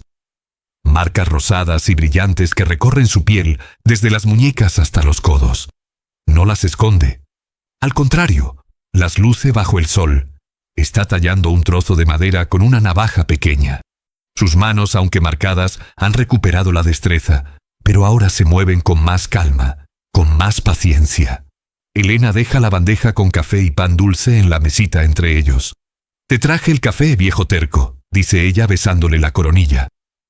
«Huele a gloria», responde él dejando la navaja y tomando la taza. Sus dedos cicatrizados sostienen la porcelana con firmeza. Se quedan en silencio un momento, mirando el atardecer sobre sus tierras. Tierras que ahora trabajan juntos. Julián vendió la mayor parte de sus empresas. Mantuvo solo lo necesario para vivir tranquilos y crear una fundación que ayuda a pequeños agricultores a no perder sus tierras con el banco. «¿Sabes qué día es hoy?», pregunta Elena. «El día que viniste a cobrarme la renta», bromea Julián. «No, tonto. Hace 6 meses exactos que te encontré en el camino, cargando leña como si fueras un burro de carga». Julián sonríe recordando. «Esa leña me pesaba 1 tonelada ese día. Sentía que me iba a romper la espalda». Elena se sienta en su mecedora y toma la mano de él. Pasa su pulgar sobre la cicatriz más grande del dorso de su mano. «¿Y ahora?», pregunta ella suavemente. «¿Cuánto pesa la carga ahora, Julián?». Julián mira sus cicatrices. Mira la casa reconstruida. Mira a la mujer que le devolvió la vida. Suspira, y es un suspiro de paz absoluta. «Ahora no pesa nada, Elena», responde él apretando la mano de ella. «Porque ya no cargo solo. Y porque descubrí que la leña, cuando se comparte, no sirve para quemar a la gente. Sirve para calentar el hogar». Julián se levanta y le tiende la mano a su esposa. «Ven, vamos a dar un paseo. Suspiro necesita estirar las patas y yo necesito ver el atardecer contigo». Se alejan caminando hacia el sendero, tomados de la mano. El sol se pone detrás de ellos, proyectando 2 sombras largas que se funden en una sola. La cámara baja hacia el suelo del porche. enfocando el trozo de madera que Julián estaba tallando. Es una pequeña figura tosca, pero hecha con amor. Es un caballo. Y en la base, tallada con pulso imperfecto pero firme, una palabra: redención, fin.